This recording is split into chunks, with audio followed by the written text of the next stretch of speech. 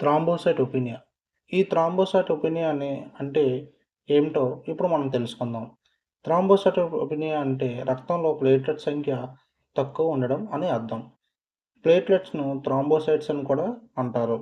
ఇవి రంగులేని రక్త కణాలు, రక్తం గడ్డకట్టడానికి సహాయపడతాయి. రక్తనాళాల్లో గాయం జరిగినప్పుడు ప్లేట్లెట్స్ ఒకదానికొకటి అంటుకొని గడ్డగా మారి రక్తస్రావాన్ని ఆపుతాయి.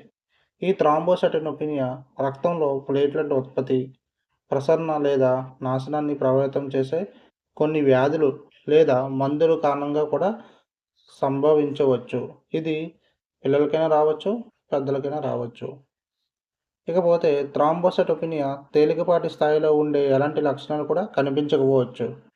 కానీ ప్లేట్లెట్ సంఖ్య చాలా తక్కువగా ఉంటే గాయం జరిగినప్పుడు లేదా శస్త్రచికిత్స సమయంలో తీవ్రమైన రక్తస్రావం జరిగే ప్రమాదం కూడా ఉంటుంది. అరుదుగా ప్రమాదకరమైన అంతర్గత రక్తస్రావం కూడా సంభవించవచ్చు. చికిత్స సాధారణంగా ప్లేట్లెట్ సంఖ్య తగ్గడానికి కారణమైన మూలవ్యాధిని లక్ష్యం చేసుకొని చేస్తారు. కొన్ని సందర్భాల్లో డోనర్స్ నుంచి తీసుకున్న ప్లేట్లెట్స్‌ని రక్త మార్పిడి అంటే ప్లేట్లెట్ ట్రాన్స్‌ఫ్యూషన్ ద్వారా కూడా ఇవ్వవచ్చు.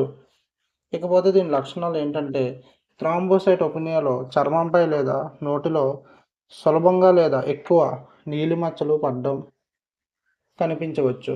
దీన్ని పర్పూర అంటారు.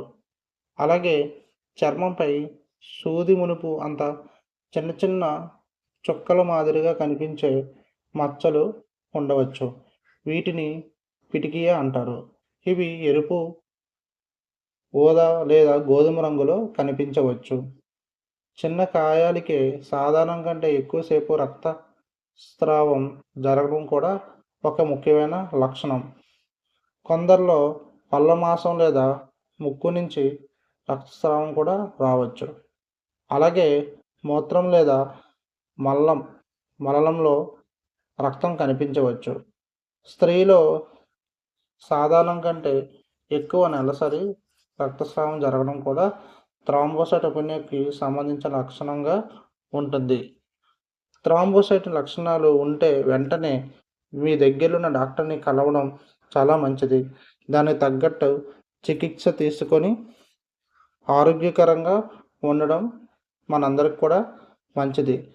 ఇలాంటి వ్యాధి వచ్చిన వెంటనే దయచేసి అశ్రద్ధ తీసుకోకుండా వెంటనే డాక్టర్ని కలవడం మంచిదని సూచిస్తున్నాం.